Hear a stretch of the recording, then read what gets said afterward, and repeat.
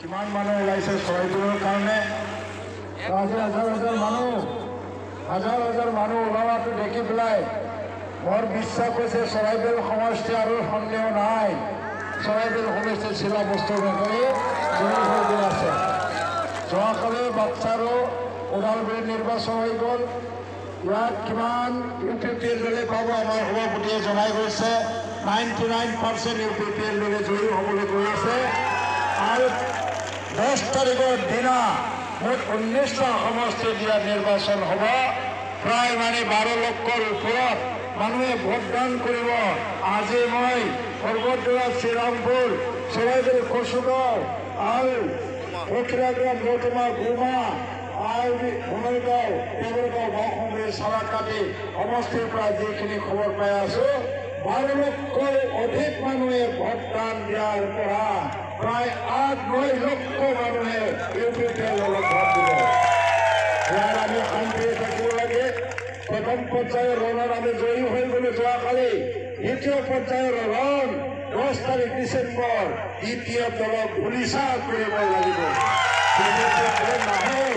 কংগ্ৰেছ সেউজীয়া এনে ৰখি আছে, একো নাই।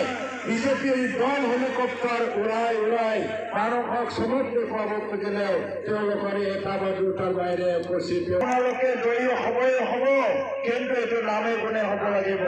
চৰাইদেউত আটাইতকৈ বেছি ভোট পাই পেলাই আমি জয়ী হ'ব লাগে।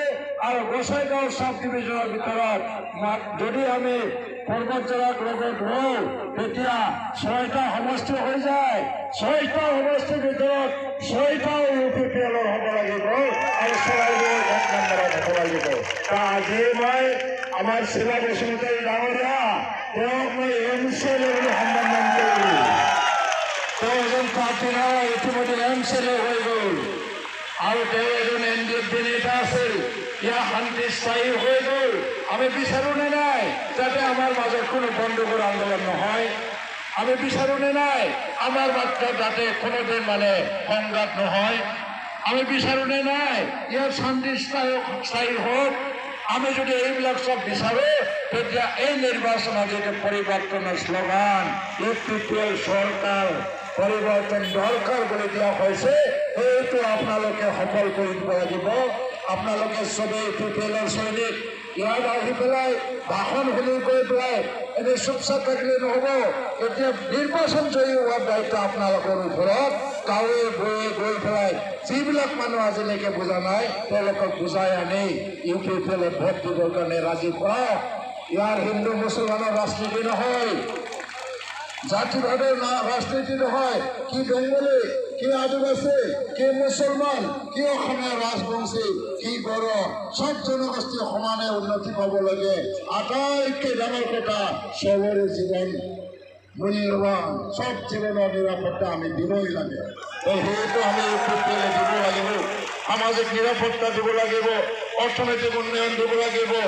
আৰু বহুত ডাঙৰ আটাইতকৈ ডাঙৰ এটা কাম আমাৰ সন্মুখত দেখা দিছে, সেইটো হ'ল দুৰ্নীতিগ্ৰস্ত মানুহবিলাকক বাছি আমি শাস্তি প্ৰদান কৰিব লাগে।